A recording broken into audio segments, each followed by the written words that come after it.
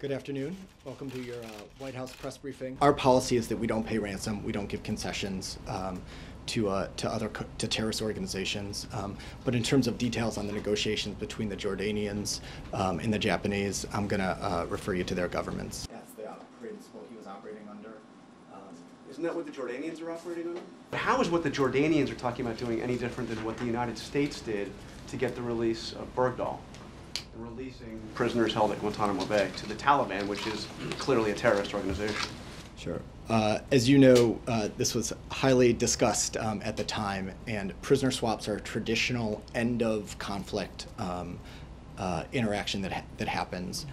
As the war in Afghanistan wound down, we felt like it was the appropriate thing to do. The president's bedrock commitment as commander-in-chief is to leave no man or woman behind. That's the principle he was operating under. He hasn't been clear about why. Is he against building the Keystone Pipeline, or is the Taliban is an armed insurgency. ISIL is a terrorist group, so we don't make concessions to terrorist groups. We feel the Taliban is a terrorist group? I don't think that the Taliban is an armed insurgency.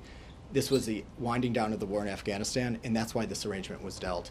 Our view is, as the President said at the time, which is, as Commander-in-Chief, when he sends men and women into armed combat, he doesn't want to leave anyone behind. Again, as we've discussed, paid for by closing the trust fund loophole and making sure they're wealthy. Thank you, guys.